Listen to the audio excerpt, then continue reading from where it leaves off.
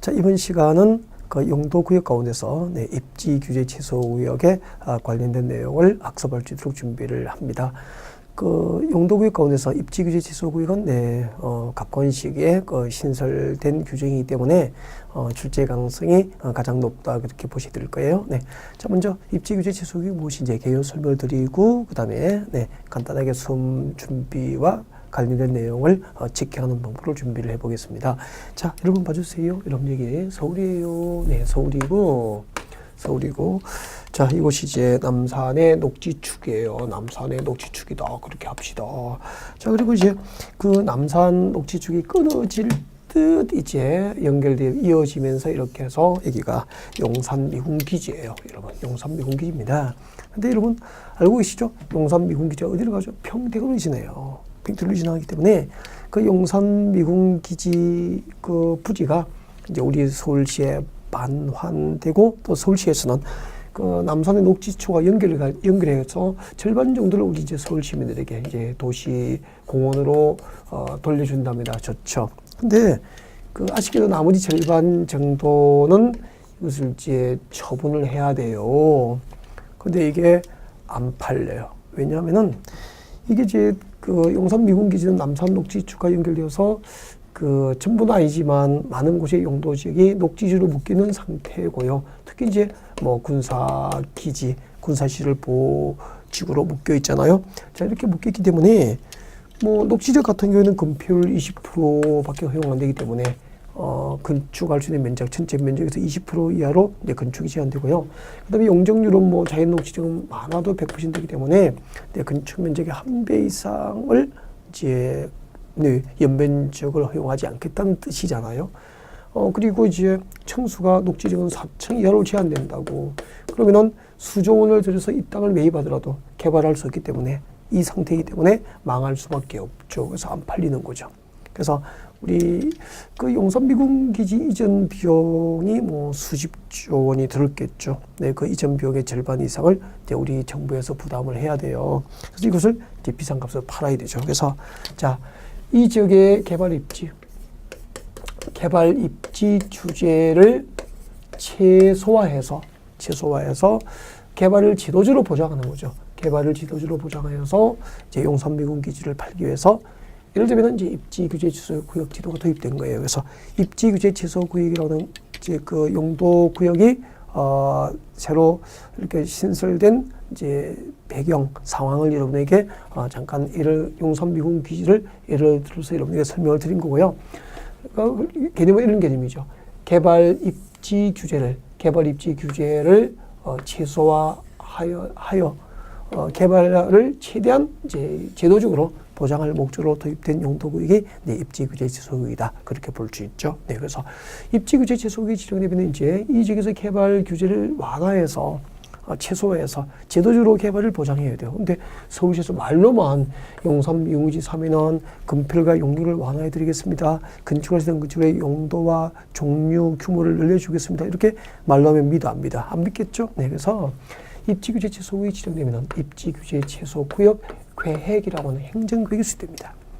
이 수립된 입지규제 취소구역 계획이라고 하는 이 행정계획에 의해서 자, 이 지역 입지규제 취소구역이 지정된 지역에서 허용할 수 있는 건축의 용도, 종류, 규모를 늘려주는 거죠.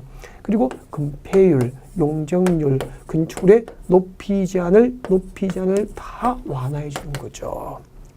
그리고 이제 이 지역의 녹지지역 상태로 개발할 수 없잖아요. 그래서 용도지역을 상업지로 변경해 주겠죠. 자, 입지규제 취소구역에서 용도지역이나 필요한 용도지구나 이런 것을 지정 변경해 줍니다. 입지규제 취소구역 계획에 의해서.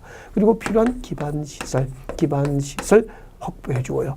그리고 필요하다면은 지구 단위 계획, 해당 지역 단위의 개발 계획인 지구 단위 계획까지, 지구 단위 계획까지 서울시에서 결정해 줄 수 있어요. 이런 것들을 내용으로 하는 행정계획이 입지규제 취소구역 계획이고, 이 입지규제 취소구역 계획에 의해서 건축할 수 있는 건축물의 용도, 종류, 규모, 건폐율, 용적률, 높이 제한 등을 제도적으로 완화해서 개발을 적극적으로 제도적으로 뒷받침하기 위해서 도입된 것이 입지규제 제소구역이다라고 할 수 있죠.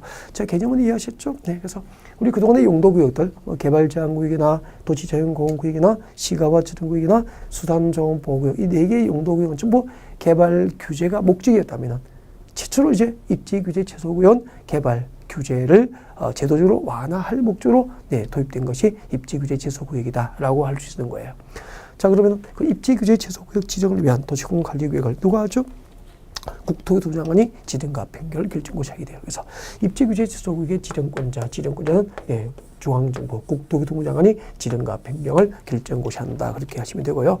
그 다음에 입지규제 제소구역을 지정한 목적입니다. 목적은 이렇게 입지규제 제소구역 계획에 의해서 용산 미군기지가 이제 개발이 지속적으로 보장된다면 비싼값으로 10조 원 가까이 이렇게 팔리겠죠. 팔리면은 이게 이제 이것을 매입한 자는 이제 투자 수익을 확보해야 되기 때문에 여기다가 이제 서울의 랜드마크, 용산의 랜드마크가 될 수 있는 고층 빌딩, 업무용도 빌딩 등 건축하겠죠. 그 밑에는 백화점 등 숙박시설 등 다 분양하고 하겠죠. 자, 이렇게 되면은 이제 도시의 개발이 업무, 숙박, 판매, 백화점, 컨벤션, 전시 등등 복합적인 토지 이용이 가능하게 될 것이고, 그리고 용산 역세권 재개발과 연계하면 도시 정비가 촉진되고 이 지역은 지역의 거점으로 육성될 수 있죠. 이런 목적으로 입지규제 제소구역을 지정을 하게 되는 겁니다. 그리고 입지규제 제소구역을 어디에 지정할까? 여러분 자료 보시면 지정 대상이 5개 나와 있죠. 첫 번째, 도시군 기본계획 조심해야 됩니다. 도시군 기본계획, 도시군 관리계획이 아니죠. 도시군 기본계획상 도심과 부도심, 생활권 중심 지역으로 지정을 할 수 있고요. 그리고 철도역상 등 기반시설 중에서 철도역사와 같은 기반시설 중에서 지역 거점 역할을 수행할 수 있는 시설을 중심으로 해서 지정할 수 있고요. 그리고 3번, 세계 이상의 노선이 교차하는 대중교통 결절지로서 몇 킬로, 1km 이내의 구역은 지정할 수 있습니다. 수치 들어가니까 정확한 기억이 필요하고요. 4번 조심해야 되죠.